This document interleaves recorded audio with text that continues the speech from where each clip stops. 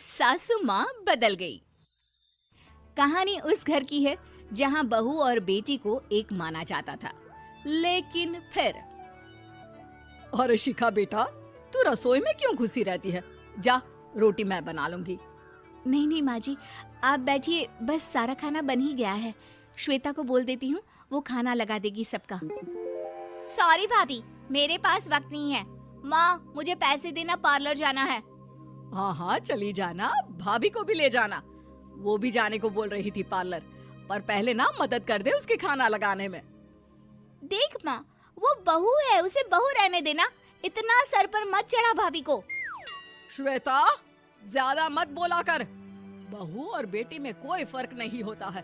जा जाकर काम कर। ननद को माँ का भाभी से इस तरह प्यार करना बिल्कुल अच्छा नहीं लगता। वो बार बार किसी न किसी तरह माँ को भाभी के खिलाफ भड़काती रहती, लेकिन कोई फायदा ना होता। एक रोज, अरे बेटे किशन, जा बहू को कहीं घुमा कर ला। सारा दिन घर में काम करती रहती है। हाँ हाँ माँ, हम लोग जा रहे हैं ना गोवा। अच्छा जी, भाभी ने तो हमें बताया भी नहीं।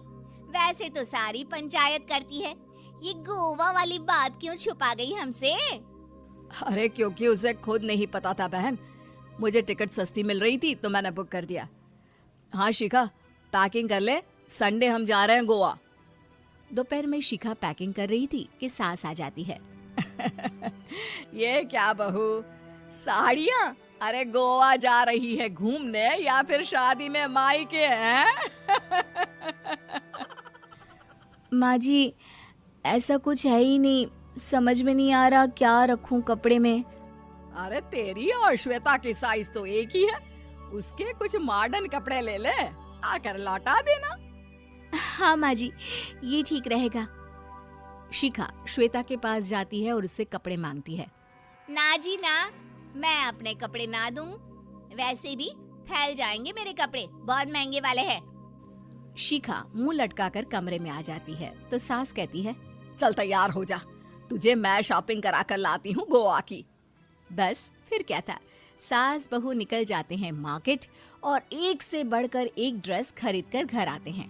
पहले बता देती कि नए कपड़े दिलाने वाली है भाभी को, तो मैं अपने ही दे देती ना भाभी को, मुझे दिला देती नए कपड़े। देख श्वेता, परिवार का मतलब सबके साथ रहना होता है, ना कि सिर्फ अपना सोचना। वैसे भी तुझे अच्छे संस्कार सीखने चाहिए।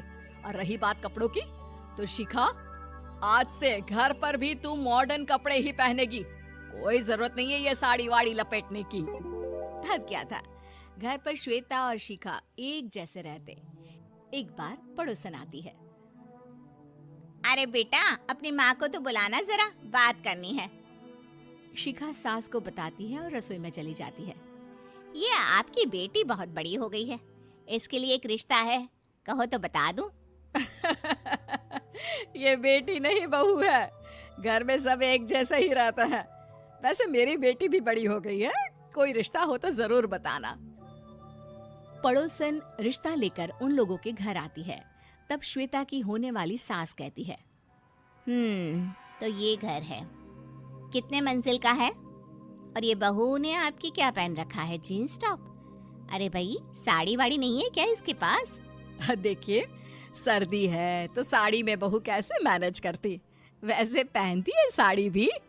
देखिए, हम लोग ठहरे पैसे वाले लोग, कोई कमी नहीं है हम लोगों के पास पैसों की, बहुत पैसे हैं, जमीन, नौकर चाकर, कार, सब कुछ है, लेकिन घर में संस्कारी बहू चाहिए।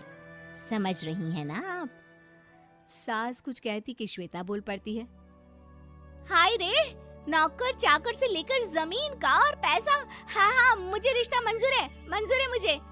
अरे रुक जा श्वेता, मैं बात कर रही हूँ ना। देखिए, हम लोगों के घर इतनी आजादी नहीं मिलेगी। अरे हाँ कर देना माँ, हाँ कर दे जल्दी से। सास क्या करती, बेटी की शादी ऐसे घर में कर देती है जहाँ ना उनके विचार मिलते हैं और ना ही आचार। शादी के बाद एक रोज फोन पर, श्वेता बेटा, एक बार घर आ जा, बहुत दिल करता है तुझे देखने का। माँ, वो घर पर बहुत काम होता है, कैसे आऊँ? बड़ा घर है, लेकिन आने जाने वालों की लाइन ही लगी रहती है। बेटा मैं तो जानती थी उस घर का हाल, लेकिन तू ही नहीं मान रही थी। माँ देख, हर घर का यही हाल है। तेरी